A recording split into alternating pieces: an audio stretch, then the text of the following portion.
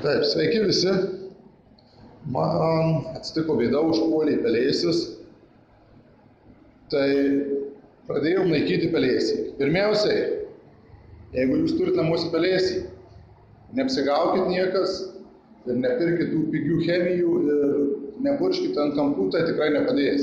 Pirmiausia, reikia iškapoti visą tinką iki pat sienos. Matot, kaip čia iškapota, kur buvo pelėsis, viskas iškapota. Iki to lygio, kur jau buvo pelėsis įsigyvenęs. Nes jeigu yra namuose pelėsis, tai vadinasi yra ir didelė drėgmė. O jūs čia, kaip jums patarė, purškite ant sienos taip ir taip, tai čia jums tikrai nepadės, tai bus laikina. Jeigu norite išnaikyti pelėsį, būtina iškapoti iki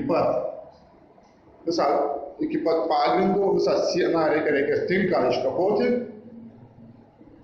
Matot, kaip čia viskas iškapota, iki pat plytų, ar tai blokų. Ir vienas būdas tai padaryti dar yra, būtina tai padaryti, išsinuomokit tokį aparatą, kuris traukia drėgmę. Tai va matote, atjungti radiatoriai, viskas iškapota. Va, toks aparatas.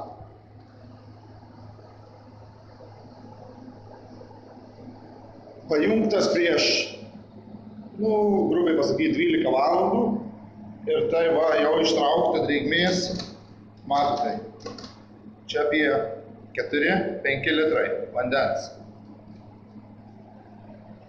Ir tai turi užtrukti, kiek aš galiu pasakyti, 2-3 dienas, kol ištrauks pilnai visą drėgmę iš jūsų sienų. Nes jeigu visa drėgmė liks, tai jūs galite daryti, ką norit, pelėsis atsinaujins. Kitam video aš jums parodysiu, ką reikia toliau daryti, nes čia tai yra ne pabaiga, reikės gręžti, dėti kapsulės specialias. Tai čia bus kitam video, jeigu kas susidomės, pažiūrės, palaikys, aš parodysiu, ką toliau daryti reikia. Kai visa bus drėgmė ištraukta, patalpa bus tikrai sausa, nes dar jaučiasi drėgmė ant sienų.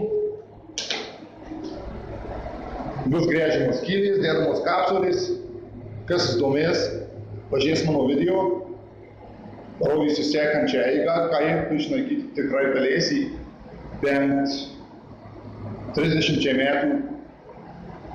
Tai garantuoja specialistai. 30 metų tikrai pelėsių nebus. O chemijos, kurias jūs perkat parduotuvėje nuo pelėsių, jums padės mėnesiui 2. Tai va, jei patiks šis video, paprasčiausiai paspauskite like ir žiūrėkit, laukit sekančio video, tai jisai bus už 2-3 dienų. Ir parodysiu, kaip eina sekanti eiga, naikinant pelėsį. Ačiū, kad žiūrėjote.